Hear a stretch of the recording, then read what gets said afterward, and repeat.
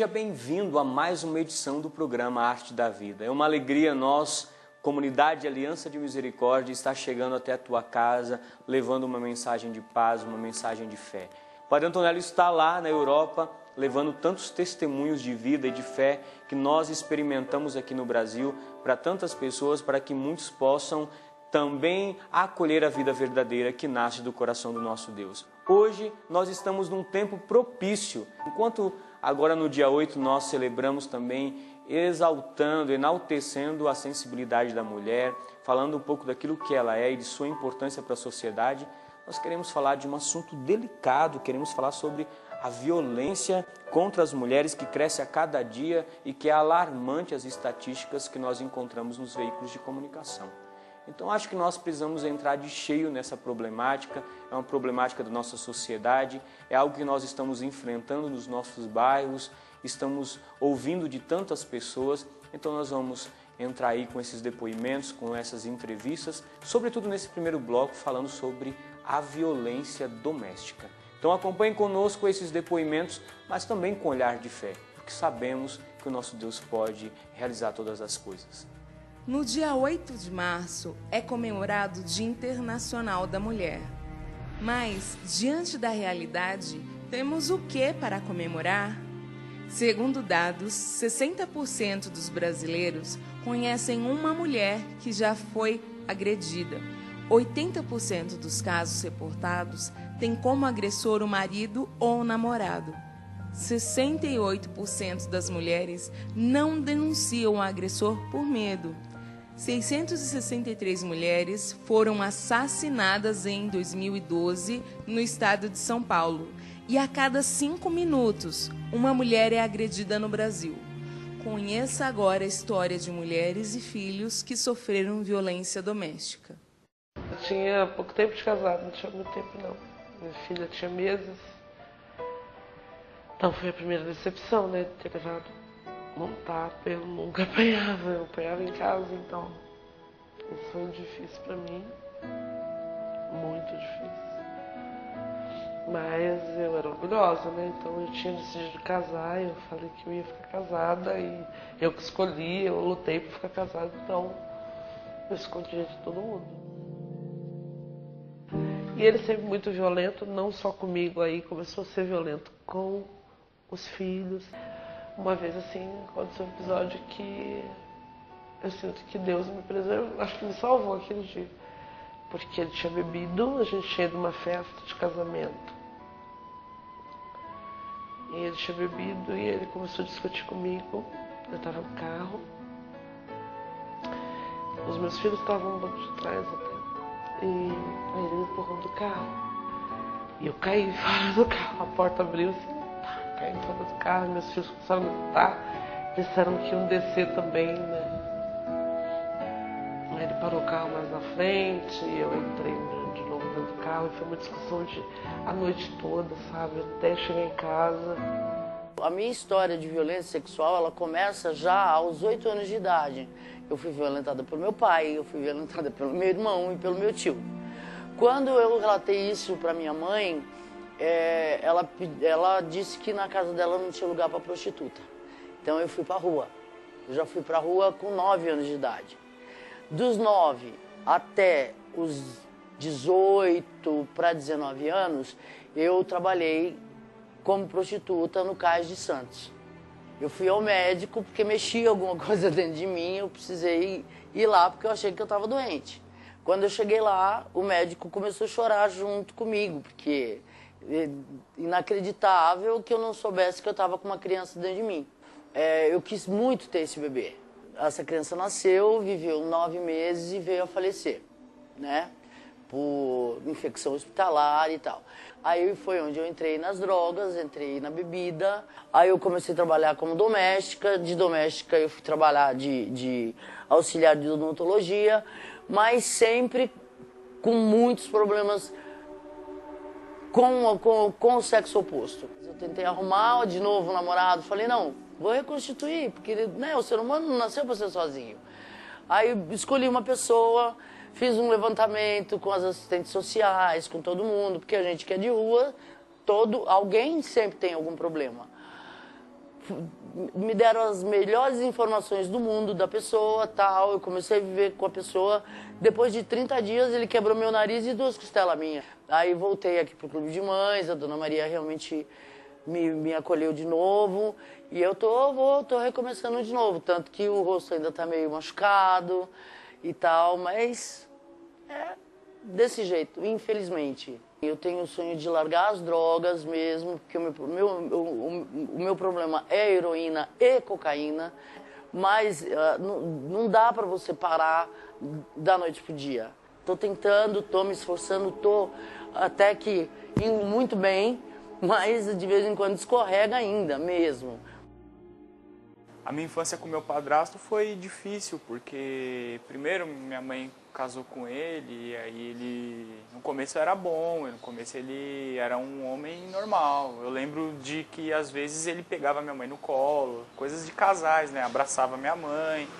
E aí com o tempo foi modificando, por conta de uma vizinha que entrou no quintal, e aí ele começou a ter um caso com a vizinha. E aí já começaram as agressões, a vizinha fazia a cabeça dele para bater na minha mãe. E aí foi na época que a minha mãe assim, engravidou da minha irmã. E aí, durante toda a gravidez, eu lembro de cenas dele batendo, dele xingando, dele humilhando, né?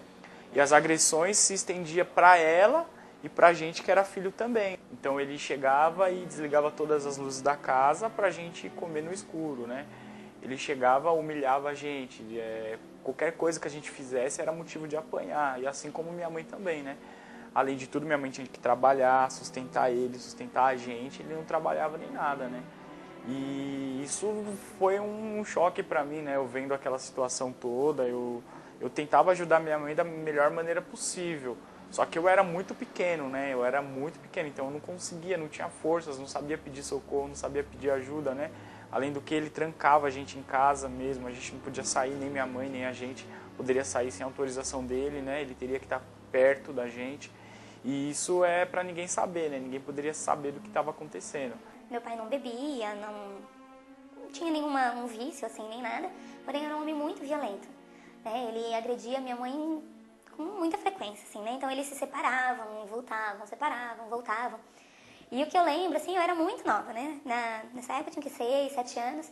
E não sei se não lembro, se bloqueei da minha mente, assim, mas eu não tenho lembranças do meu pai agredindo a minha mãe, né? Eles... Não me lembro, assim, pelo menos, de terem situações assim na frente da gente, né? Nem de mim, nem do meu irmão. Porém, sei que aconteciam as agressões, né? Porque toda vez meu pai saía de casa, minha mãe põe ele, né? Acontecia alguma coisa, os dois brigavam, ele saía de casa. E depois, várias lembranças, assim, né? A gente indo na delegacia da mulher, minha mãe abrindo denúncia contra meu pai e tal.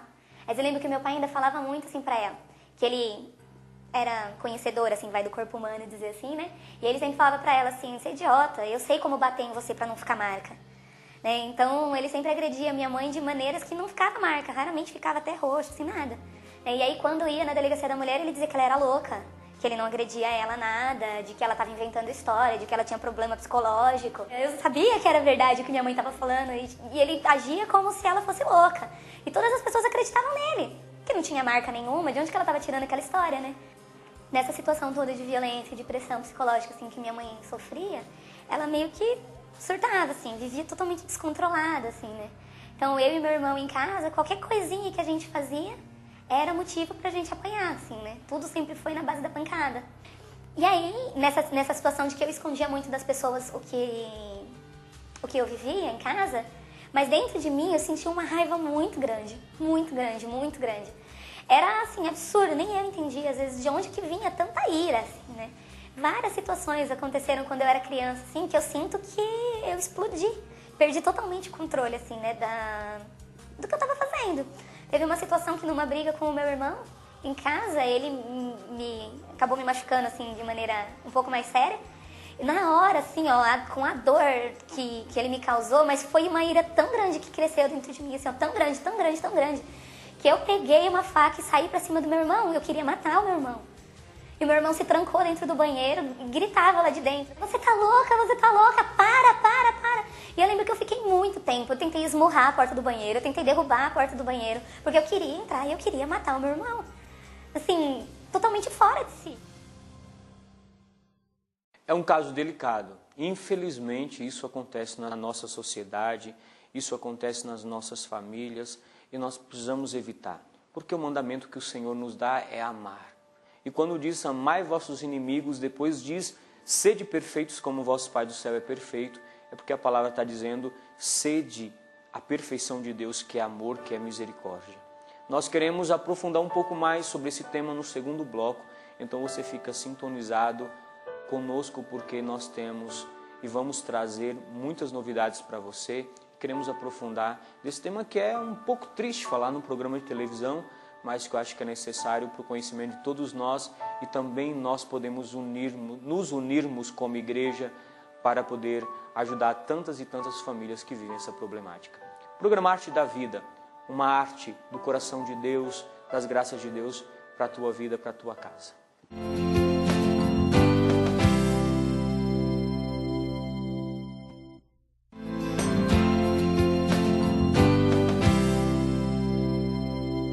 O programa Arte da Vida está continuando hoje com um tema polêmico e delicado que é a violência contra as mulheres. Então, como falei no início do programa, é alarmante o número de violência contra as mulheres que tem acontecido. E eu queria que não somente eu aqui, Padre Pedro Mariano, Comunidade Aliança de Misericórdia, pudesse te instruir, você mulher, sobre toda a violência que você pode estar vivendo, outras pessoas conhecidas tuas podem estar vivendo. Nós vamos trazer profissionais da área da justiça, do meio jurídico, delegados, advogados, que possam falar um pouco para você como poder buscar ajuda psicológica, como poder buscar ajuda a nível judiciário, ajuda a nível familiar, como a nossa sociedade oferece ajuda para essas mulheres que vivem violentadas. Então nós vamos entrar nesses depoimentos que nos ajudarão e nos darão um norte para podermos saber como ajudar tantas e tantas pessoas que vivem e sofrem desse mal da violência que está hoje na nossa sociedade, sobretudo contra as mulheres. A Lei Maria da Penha é um grande avanço no Brasil. Ela tem caráter referencial, educativo e simbólico, oferecendo mais proteção à mulher. As agressões, as lesões corporais, o soco, o chute, o tapa, o mero tapa, é uma violência que deve ser denunciada. Muitas vezes os agressores, para justificar esse ato mórbido, esse ato censurável, justificam pela bebida, que beberam um pouco mais, ou beberam no bar, ou chegaram em casa, estavam exaltados, alguma coisa, e partiram para a agressão. Outros justificam pelo estresse da vida moderna, que chegaram exaltados com problemas no serviço, com problemas no trânsito, e uma palavra que a mulher falou incendeu o estopim. Sem haver a denúncia, não há como serem implantadas políticas públicas. Quanto mais visível é a questão da violência, mais existe a possibilidade dos organismos públicos, das ONGs, de todos que são envolvidos no enfrentamento contra a violência doméstica, elaborar planos, sugerir atitudes, sugerir redes de apoio, redes de assistência social, psicológica, criação de abrigos, enfim, de tudo aquilo que a Lei Maria da Penha e a Constituição Federal, primeiramente, contempla para que a mulher tenha maior acesso à justiça e para que ela tenha não só um suporte de assistência social, psicólogos, orientação jurídica, defensoria pública, enfim, toda uma gama de órgãos para que ela seja fortalecida e consiga, sim, obter a dignidade da pessoa humana que lhe é um direito constitucionalmente deferido. O que a lei busca não é só punir e não é, como muitos pensam, ocasionar separação do casal. Não é isso, não. Tanto é que há suporte de assistente social, psicólogo, tudo. Ela tenta harmonizar o que está desarmônico e se houver como esse relacionamento sobreviver com respeito, com companheirismo, com solidariedade, sem violência, isso daí é o que se busca mais. Para isso, a necessidade que cada vez mais se busca é mudança de consciência, tanto da mulher que é vítima, quanto do agressor. O homem também deve se conscientizar de que ele não é o dono e senhor da mulher. Violência física, violência psicológica está em todas as violências, mas quando elas chegam aqui nos procurando, já parte para violência física, ameaças de risco de morte.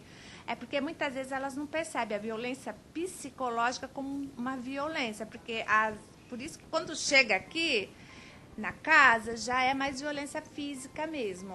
E muitas que chegam aqui já estão em atendimento psiquiátrico, depressão, tomam medicação, insônia, muito medo, fobia.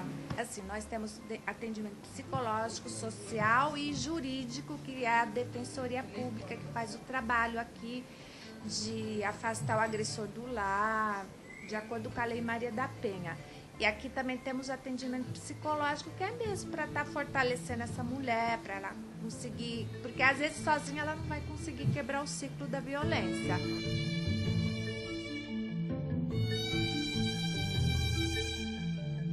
Então, nosso trabalho é esse, de estar fortalecendo essa pessoa para que ela sozinha consiga sair desse ciclo da violência.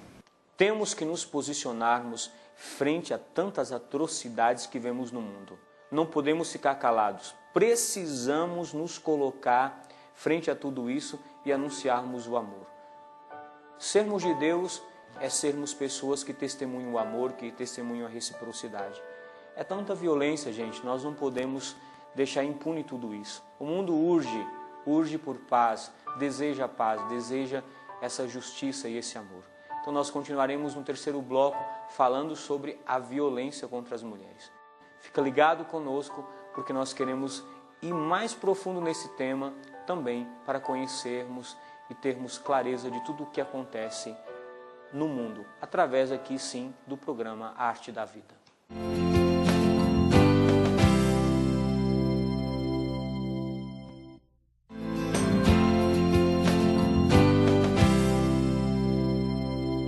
E nós continuamos no nosso programa Arte da Vida com um tema de hoje, a violência contra as mulheres. E nós estamos falando de violência contra as mulheres não somente aqui no Brasil, mas também em muitos lugares do exterior, assim como nós vimos atualmente aquele grande episódio da Índia, que falava sobretudo daquela jovem que foi estuprada por 6 homens dentro de um ônibus. Então, olha, quanto sofrimento, né?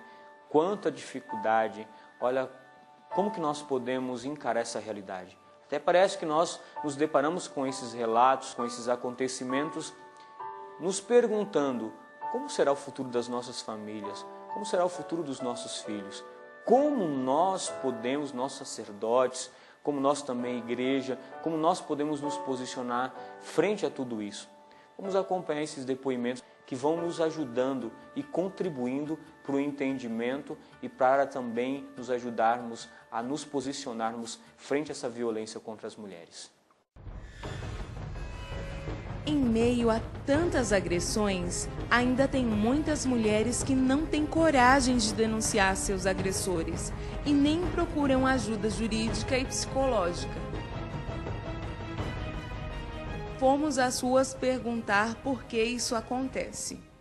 Elas não delatam esse companheiro, o marido, pelo motivo das ameaças que existem. Que às vezes o risco que elas correm em relação à sua própria vida. Isso é um complicador. Mesmo que haja denúncia, mas elas praticamente ainda não se sentem bem respaldadas. Ter uma agressão maior por falta da morte, de, sei lá, sabe, por parte do homem, no caso, de me matar, talvez. Né? Olha, eu acho que o maior medo, não só o meu, mas de qualquer pessoa que passa por essa situação, é de que ela atinja um outro extremo, porque no momento é a violência, a gente não, quando a pessoa é violenta, a gente não sabe qual é o próximo passo que ela pode tomar. Então muita gente tem medo, eu acho que eu teria medo de morrer, por exemplo, ser assassinada pela pessoa que está sendo violenta comigo. As reações variam, né? É claro que geralmente uma mulher que está vivendo uma situação dessa, ela está mal, ela está triste, ou ela está abatida, incomodada com essa situação. né? Então, ouvindo os relatos, ouvindo as histórias, né? Essa mulher, ela está incomodada, ela está triste, ela está se sentindo mal, ela está mal. É o que é de se esperar. Que é a reação óbvia, mas comum, né? Que a gente via e vê, né? A gente não tem como dizer, faça isso ou faça aquilo, ela está vivendo isso por conta disso, porque ela é covarde. Quer dizer, a gente vai ouvindo essa mulher para ver o que está acontecendo. Às vezes ela não tem para onde ir. Ela está esperando que a situação melhore, então é fácil alguém de fora dizer, né? Então separa, então faça alguma coisa. Às vezes ela vai levar um tempo para fazer isso, ela tá machucada, ou ela não sabe o que fazer, ou ela se sente culpada, ela tem vergonha, ela tem filhos, a coisa é complexa, não é assim, né? Resolve. Né?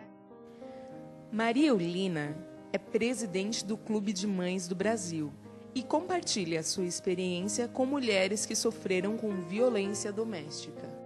Foi uma coisa que eu comecei a perceber quando eu visito muitos lugares que sofrem violência, o pai chega bêbado, bate na mãe, aí a mãe bate no filho, aí o filho bate no animalzinho, e aí bate no vizinho. E aí começa a desencadear uma guerra, sabe, sem sentimento, só de culpa, que eles nem sabem que culpa, de onde vem essa culpa. E eu fico observando de onde vem essa culpa, meu Deus.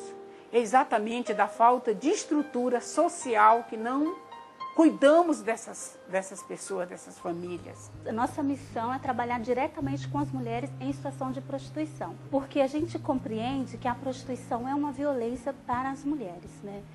E a gente sabe que a mulher que entra na prostituição, ela tem muita dificuldade de sair, porque a prostituição acaba sendo como um vício. O primeiro trabalho da pastoral é ir aonde essa mulher está, independente de onde que ela esteja. Se é nas boates, se é nos hotéis, se é nas praças, nas ruas, postos de gasolinas, portos, BRs. A gente vai até ela e começa a criar esse laço de confiança e fazer com que essa mulher reconstrua o seu projeto de vida e possa viver a dignidade de filha de Deus. Como vocês viram, é um tema muito polêmico e muito difícil também de podermos falar. Até bate uma tristeza, vocês percebem a entonação da voz, nós ficamos um pouco assim de poder falar. Mas graças a Deus, tivemos alguns especialistas nessa área que nos ajudaram a compreender um pouco mais, de como poder ajudar um pouco mais, e isso vai ficar muito mais claro para você que está em casa. Vai ficar muito mais claro para você e você vai poder ajudar tantas e tantas pessoas através da ajuda desses nossos irmãos, através também dos depoimentos dessas pessoas que tiveram a coragem de poder aqui no programa Arte da Vida colocar para cada um de vocês que ficam aí sempre esperando uma novidade do programa Arte da Vida. Muito obrigado pela tua carta, muito obrigado pelo teu e-mail, pelos teus telefonemas aqui para a sede da Comunidade Aliança de Misericórdia, pelos teus pedidos de oração e também por você que é sócio benfeitor dessa obra e sobretudo do programa Arte da Vida. Agradeço você por contribuir e você que está assistindo pela primeira vez, convido você a se tornar um sócio. Nós queremos levar muito mais tantas e tantas realidades para você. Isso depende da tua ajuda e se você contribui, nós podemos ir além com a maior qualidade, sempre levando para você tantos e tantos testemunhos de vida. Eu queria pedir a Jesus que pudesse te abençoar, pudesse nos abençoar, porque Ele é um Deus rico em misericórdia e compaixão. E a Ele nós pedimos de nos abençoar, porque Ele é Pai, Filho e Espírito Santo. Amém. Deus te abençoe. Até o próximo programa, que também tem tantas novidades. Arte da Vida.